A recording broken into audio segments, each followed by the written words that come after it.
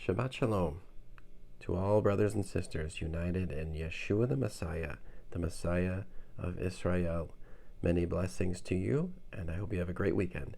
Today we will be reading Parashah 39 and 40. This is Hukkat, regulation, and Balak.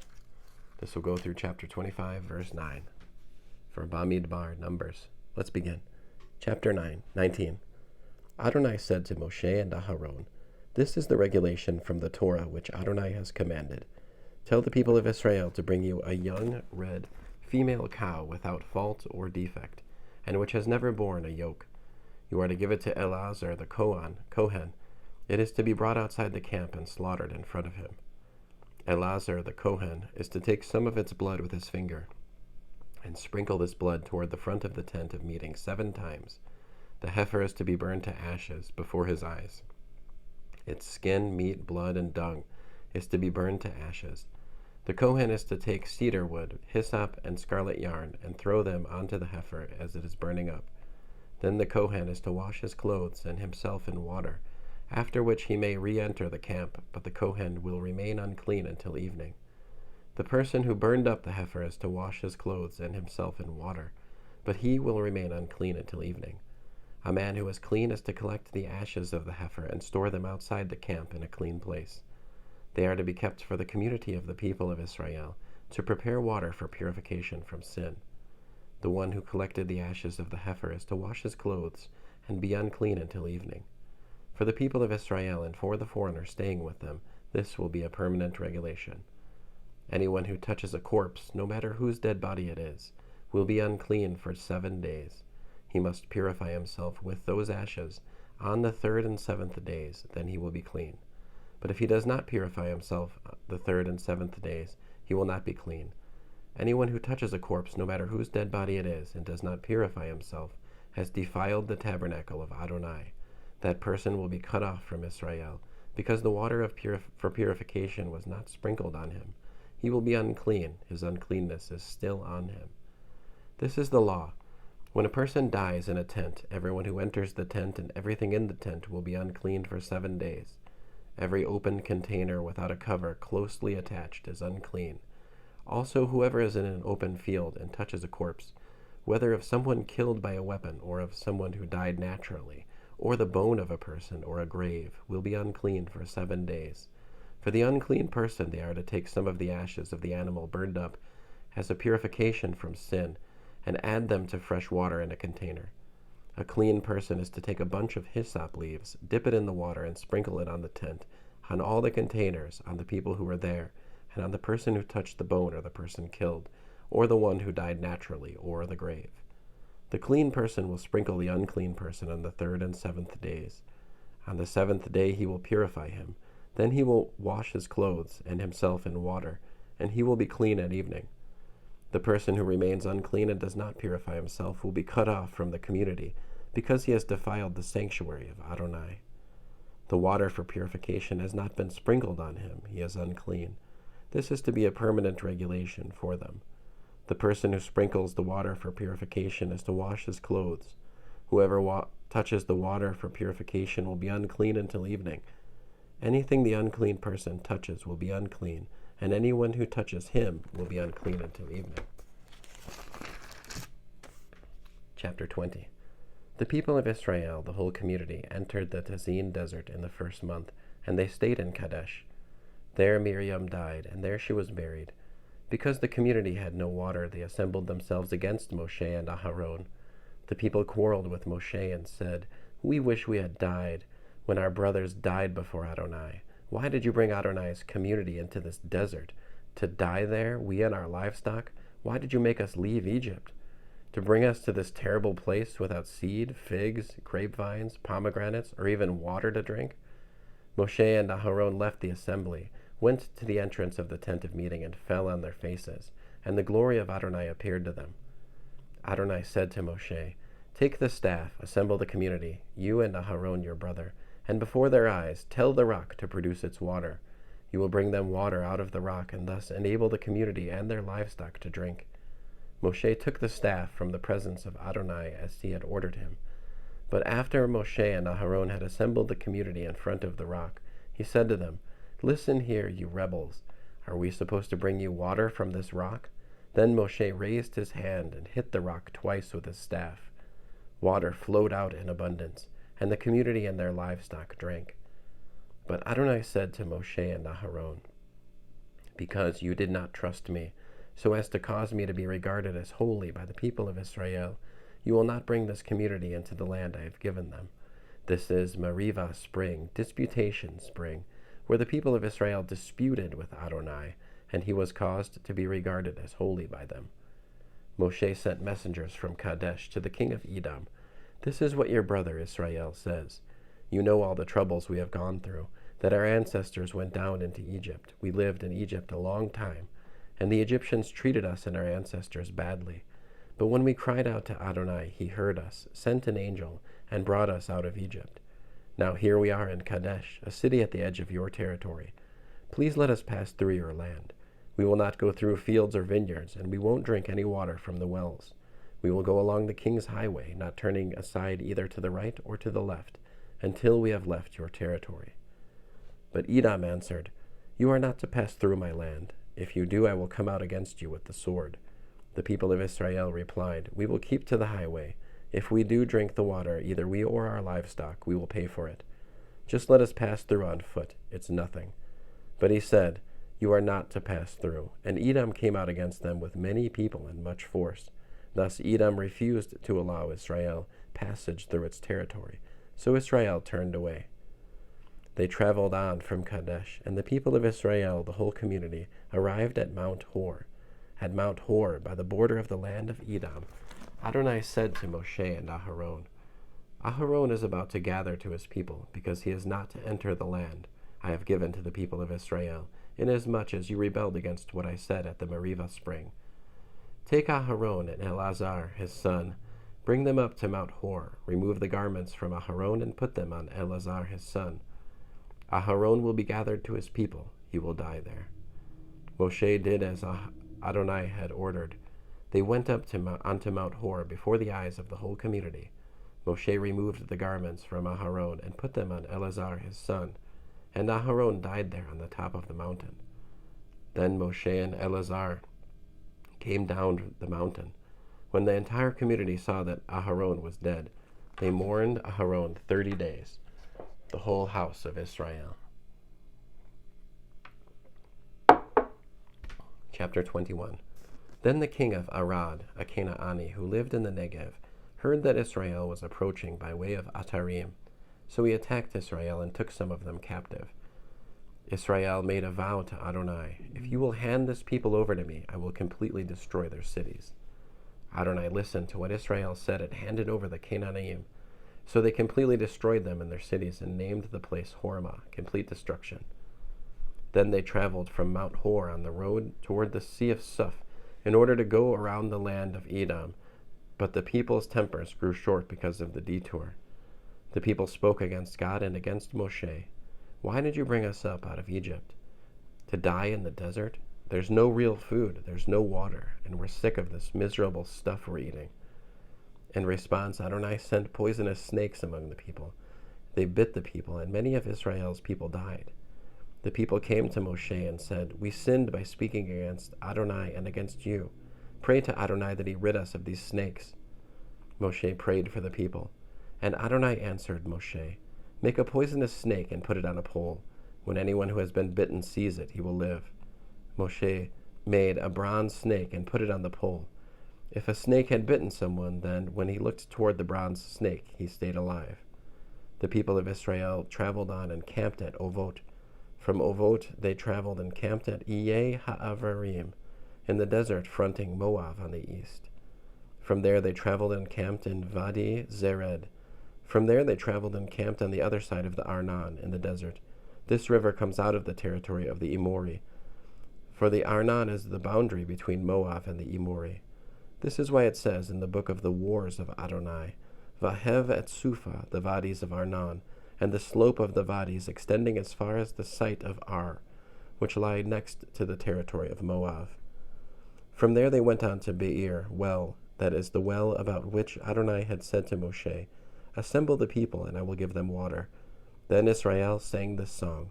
Spring up, O well, sing to the well sunk by the princes, dug by the people's leaders with the scepter, with their staffs.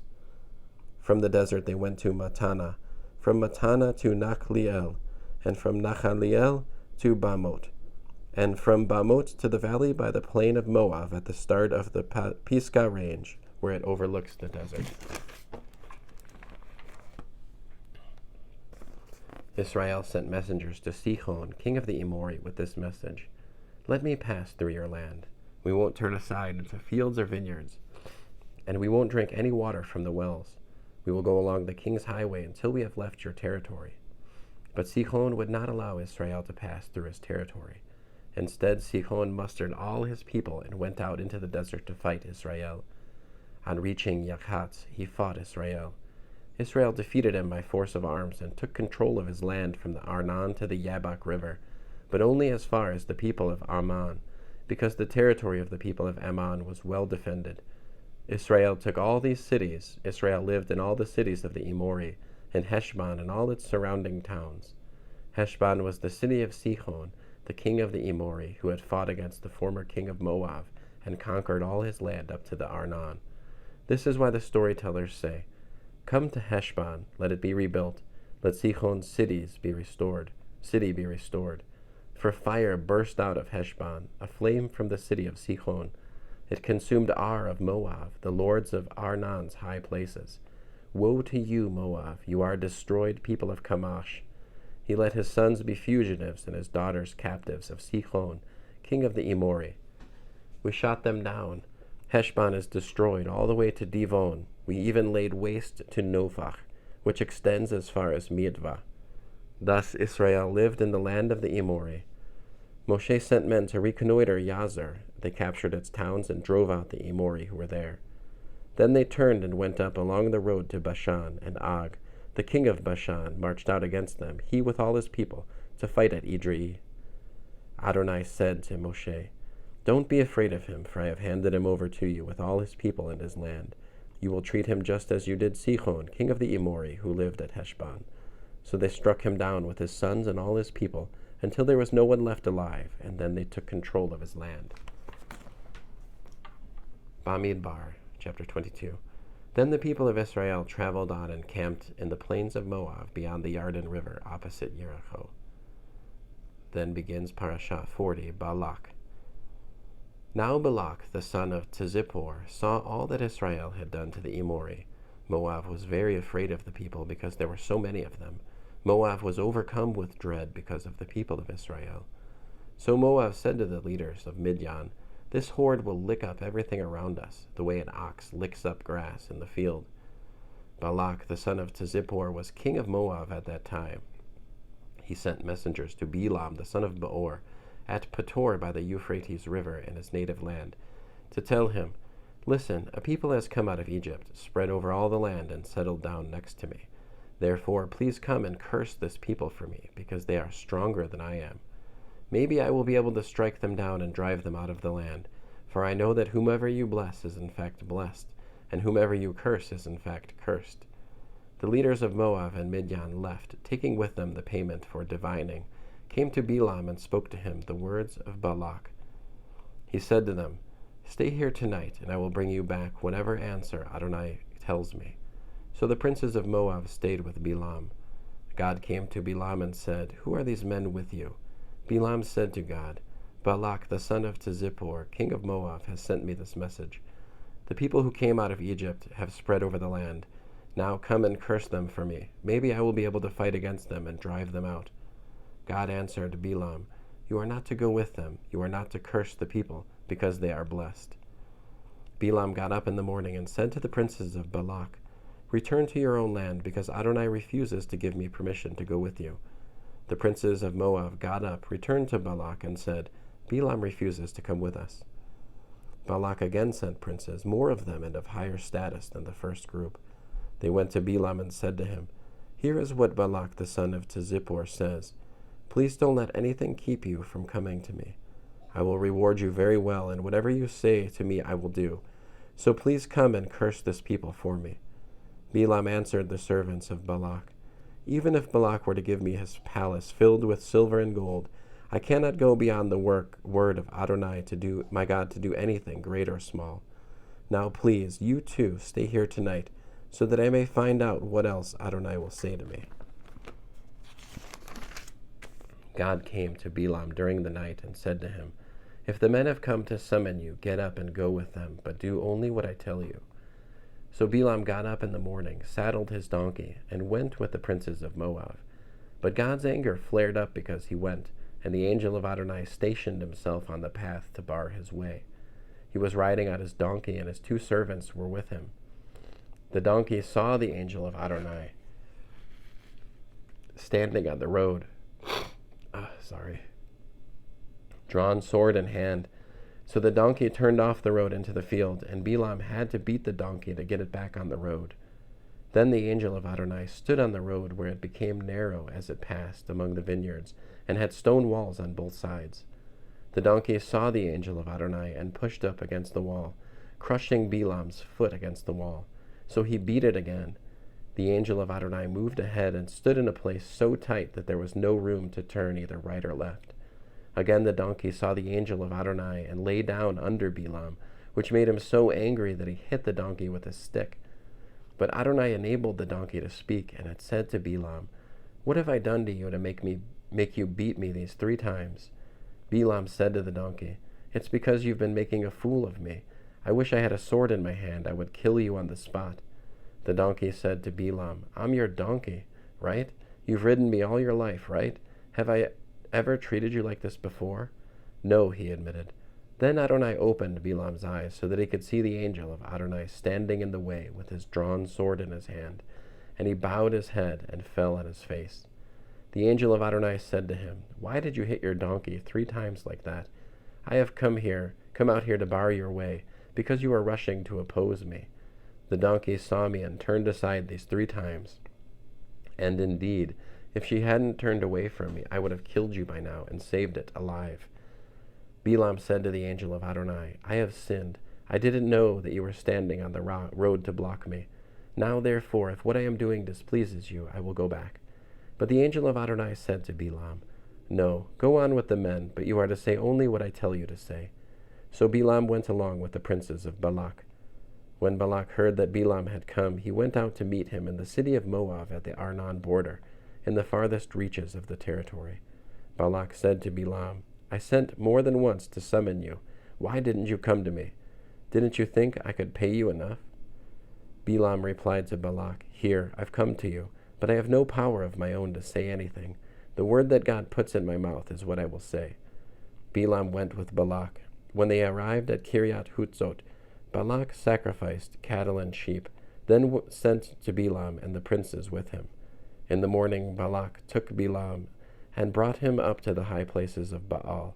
From there he could see a portion of the people. Chapter 23.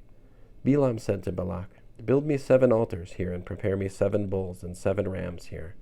Balak did as Balaam said. Then Balak and Balaam offered a bull and a ram on each altar. Balaam said to Balak, "Stand by your burnt offering while I go off. Maybe Adonai will come and meet me, and whatever he shows me I will tell you."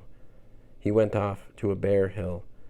God met Balaam, who said to him, "I prepared the 7 altars and offered a bull and a ram on each altar." Then Adonai put a word in Balaam's mouth and said, "Go on back to Balak and speak as I tell you." He went back to him, and there, standing by his burnt offering, he with all the princes of Moab, he made his pronouncement. Balak, the king of Moab, brings me from Aram, from the eastern hills, saying, "Come, curse Yaakov for me. Come and denounce Israel." How am I to curse those whom God has not cursed? How am I to denounce those whom Adonai has not denounced? From the top of the rocks I see them, from the hills I behold them. Yes, a people that will dwell alone, and not think itself one of the nations. Who has counted the dust of Yaakov, or numbered the ashes of Israel? May I die as the righteous die. May my end be like theirs. Balak said to Balaam, "What have you done to me? To curse my enemies is why I brought you here, and here you have totally blessed them." He answered, "Mustn't I take care to say just what Adonai puts in my mouth?" Balak said to him, "All right, Come with me to another place where you can see them. You will see only some of them, not all, but you can curse them for me from there. He took him through the field of Zophim to the top of the Pisgah range, built 7 altars, and offered a bull and a ram on each altar. Balaam said to Balak, "Stand here by your burnt offering, while I go over there for a meeting." Adonai met Balaam, put a word in his mouth, and said, "Go on back to Balak, and speak as I tell you." He came to him and stood by his burnt offering, with all the princes of Moab. Balak asked him, "What did Adonai say?" Then Balaam made his pronouncement, "Get up, Balak, and listen. Turn your ears to me, son of Zippor. God is not a human who lies, or a mortal who changes his mind. When he says something, he will do it. When he makes a promise, he will fulfill it. Look, I am ordered to bless. When he blesses, I can't reverse it. No one has seen guilt in Yaakov or perceived perversity in Israel. Adonai their God is with them and acclaimed as king among them. God who brought them out of Egypt gives them the strength of a wild ox. Thus one can't put a spell on Yaakov. No magic will work against Israel. It can now be said of Yaakov and Israel, what is this that God has done? Here is a people rising up like a lioness. Like a lion he rears himself up. He will not lie down till he eats up the prey and drinks the blood of the slain. Balak said to Balaam, "Obviously you won't curse them, but at least you don't bless them. Or at least don't bless them." However, Balaam answered Balak, "Didn't I warn you that I must do everything Adonai says?" Balak said to Balaam, "Come, I will take you now to another place. Maybe it will please God for you to curse them for me from there." Balak took Balaam to the top of Peor, overlooking the desert. Balaam said to Balak, "Build me 7 altars here and prepare me 7 bulls and 7 rams." Balak did as Balaam said and offered a bull and a ram on each altar. Chapter 24. When Balaam saw that it pleased Adonai to bless Israel, he didn't go, as at the other times, to make use of divination, but looked out toward the desert. Balaam raised his eyes and saw Israel encamped, tribe by tribe. Then the Spirit of God came upon him, and he made his pronouncement. "This is the speech of Balaam, son of Beor, the speech of the man whose eyes have been opened, the speech of him who hears God's words, who sees what Shaddai sees, who has fallen yet has open eyes. How lovely are your tents, Yaakov, your encampments, Israel. They spread out like valleys, like gardens by the riverside, like succulent aloes planted by Adonai, like cedar trees next to the water. Water will flow from their branches. Their seed will have water aplenty. Their king will be higher than Agag, and his kingdom lifted high. God, who brought them out of Egypt, gives them the strength of a wild ox. They will devour the nations opposing them, break their bones, pierce them with their arrows. When they lie down, they crouch like a lion, or like a lioness. Who dares to rouse it? Blessed be all who bless you. Cursed be all who curse you." Balak blazed with fury against Balaam. He struck his hands together and said to Balaam, "I summoned you to curse my enemies, but here you have done nothing but bless them 3 times already. Now you had better escape to your own place. I had planned to reward you very well, but now Adonai has deprived you of payment."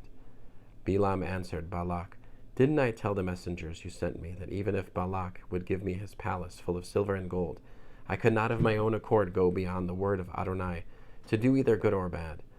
That what Adonai said is what I would say?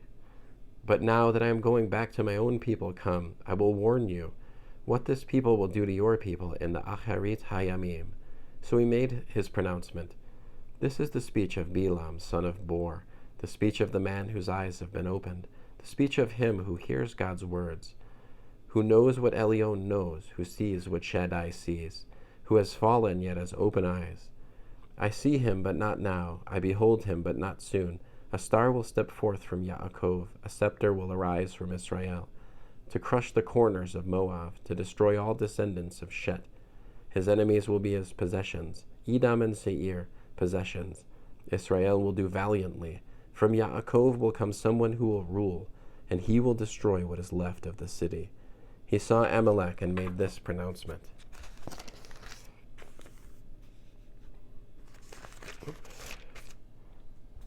First among the nations was Amalek, but destruction will be its end. He saw the Chiani and made this pronouncement. Though your dwelling is firm, your nest is set on rock, Cain will be wasted while captive to Ashur. Finally he made this pronouncement. Oh no, who can live when God does this? But ships will come from the coast of Kittim to subdue Ashur and subdue Ever, but they too will come to destruction. Then Bilam got up, left, and returned to his home, and Balak too went his way. Chapter 25. Israel stayed at Shittim, and there the people began whoring with the women of Moab. These women invited the people to the sacrifices of their gods, where the people ate and bowed down to their gods. With Israel thus joined to Baal Peor, the anger of Adonai blazed up against Israel. Adonai said to Moshe, Take all the chiefs of the people and hang them facing the sun before Adonai, so that the raging fury of Adonai will turn away from Israel. Moshe said to the judges of Israel, Each of you is to put to death those in his tribe who have joined themselves to Baal Peor. Just then, in the sight of Moshe and the whole community of Israel, as they were weeping at the entrance to the tent of meeting, a man from Israel came by, bringing to his family a woman from Midian. When Pinchas, the son of Eleazar, the son of Aharon the Kohen, saw it, he got up from the middle of the crowd, took a spear in his hand, and pursued the man from Israel right into the inner part of his tent, where he thrust his spear through both of them, the man from Israel and the woman through her stomach. Thus was the plague among the people of Israel stopped. Nevertheless, 24,000 died in the plague. That would conclude Balak. So let's look at the Haftarah for Hukkat, regulation. That is regulation, right? Regulation, that's correct. Would be, the Haftarah would be Shoftim, Judges, chapter 11, verse 1 to 33. For the Barit Hadashah, New Covenant, Apostolic Scriptures, New Testament, whatever you would like to call it, it's just fine. Suggested readings for Parashah Hukkat are Yochanan, John 3, 9 to 21, chapter 4, verse 3 to 30, chapter 12, verse 27 to 50. And the Haftarah for Balak is Micah, or Micah, 5:6 to 6:8. For the Barit Hadashah, New Testament, New Covenant Scriptures, whatever you like.